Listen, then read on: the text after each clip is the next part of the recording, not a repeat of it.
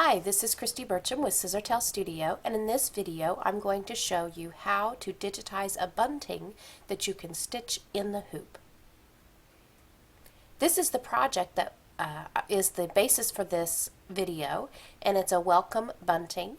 The instructions for how to do a basic bunting are on the Scissortail Studio website under Welcome Bunting, or you can just search bunting to find it. The alphabet that you see here is called Lilified, and this was a Bernina exclusive embroidery collection, but it can be used on any machine. It's a multi-format. Some stores still have it on CD-ROM or USB, or you may be able to get it from your store if they are an embroidery design studio dealer. So check with your dealer to see about getting this alphabet collection. I love it. It's an applique, and then it has decorative stitches over the applique, and then a beautiful scrolly satin stitch cover. So let's take a look at how this is done. First, we'll look at how we actually stitch it in the hoop, and then I'll show you how to create that in the software. What we're going to do is you're going to hoop your base fabric, which will be, in this case, it'll be the fabric that we're going to do the applique letter on. You could do this without actually putting anything in the bunting. If you just wanted to make colorful flags, you could just do the same technique but not do the applique on it, or you could do any design. It wouldn't have to be applique letters. You could do anything in the center of these buntings. But the first thing we'll do is hoop a single layer of the fabric we want to be on the front, with a single layer of poly mesh. Now if you're doing a heavier design, you might need 2 layers of poly mesh, but I really recommend that you use the poly mesh stabilizer with this. You don't want to use a tearaway or a heavier cutaway. The poly mesh is going to turn because we're actually going to turn this inside out to use it. So it needs to be that soft stabilizer to turn. Also, a tearaway doesn't work very well because it's very difficult to tear it in all the corners and when we go to turn it. And also the poly mesh kind of creates a nice interfacing for the bunting, so that's really the one that you want to use. You're going to hoop that fabric and that single piece of stabilizer together, and the first color change we're going to stitch is just a placement for where the bunting is going to go. That's just to give you an idea where everything is, and by stitching it first it also gives us a little bit of a basting effect. Then the next color changes are going to be your design.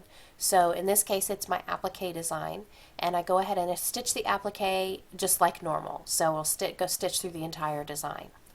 Now once I've stitched whatever's going in the center of that bunting, I'm going to put the back fabric of the bunting, whatever is the back side of that little flag, right sides together on top of the hoop.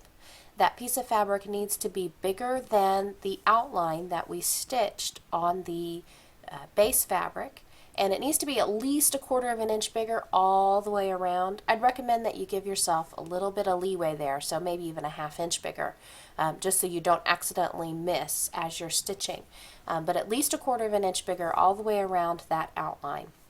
And we're placing it right sides together. You don't need to spray it or anything, but you do want to smooth it out and kind of make sure that it's laying as flat as possible onto your project. And then you will stitch the last color change, which is going to be the outline of that bunting flag again.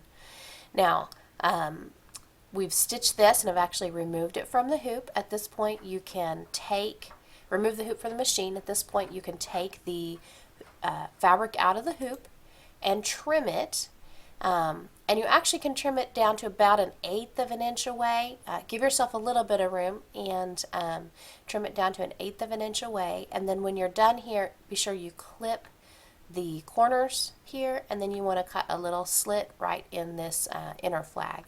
If you're doing a triangle shaped bunting, you would only need to just clip the bottom, but clip the corners, clip a little slit in that inner point, and then trim everything to about 1/8 of an inch away. And we'll just look at this is the other side of it. Okay. Now it doesn't have to be terribly precise because you're going to turn it inside out. We're also going to cut straight across, and I would recommend using a quilting ruler to cut straight across at the top of this bunting and just cut that piece off. And then we'll turn the flag inside out and sew it into a binding. However many you make, sew them into a binding, and there are instructions for how to finish it up on Scissortail Studio in that blog post we were talking about earlier. Now let's look at the software and see how we actually go about creating that flag in the hoop. What we're going to do is import in a template that you can download from that same blog post at scissortailstudio.com, or you could just draw it freehand.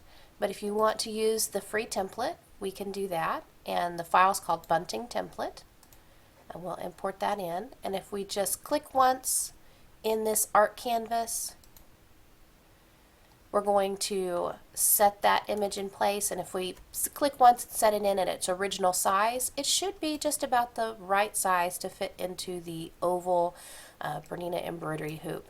It's a pretty good standard size, so it's going to fit in most embroidery hoops that are the larger size. It's not going to fit in a 4x4 embroidery hoop, but if you've got something around a 5x7, this flag should fit in there pretty well. I'm just moving my image in just to give me a template. And as you can see, it's a really simple shape, so you wouldn't necessarily need the template. You can just use this as a guideline to create this flag. Now, to go about digitizing this, what I want to do is to use a single run. So I'm going to select my open object digitizing so that it doesn't close. I don't want it to close up at the top. And I want the outline type to be single because we're just stitching. It's just a seam, so we want just a single run. And there is one little trick that I want to show you. When we zoom in here, there are a couple different ways that you can go about getting a lock stitch, and we want to have a lock stitch here at the top so that when we turn it, we don't lose very many stitches at the top. That way our flags can be consistently sized. So what I'm going to do, a very simple way to get that lock stitch, is I'm actually going to digitize this by starting just a few stitches down. Instead of starting right up here at the very top, I'm going to start just a few stitches down and start my digitizing here. Click once and then go up to the top of the flag and then come down and digitize the remaining shape. Okay, let's move over, close my color film so I can see what I'm doing here.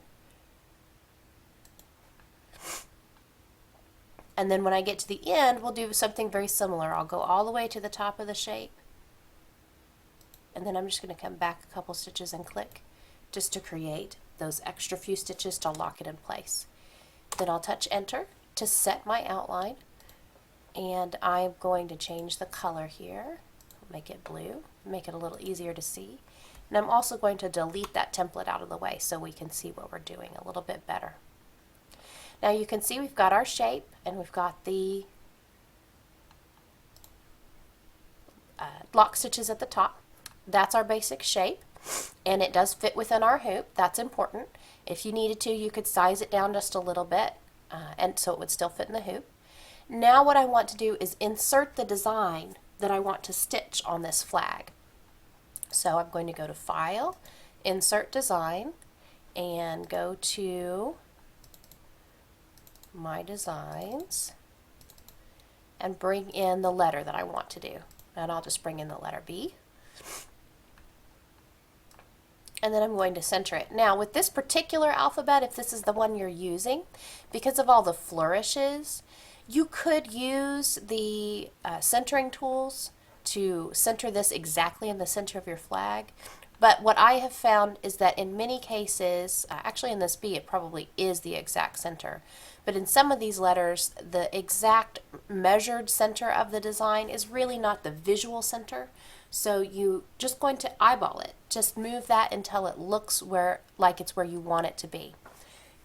Do make sure that you leave space at the top, at least a 1/4 inch at the top, and really a little bit more than that, for the binding, because this top of this flag is going to be the very top and the binding is going to come down over it.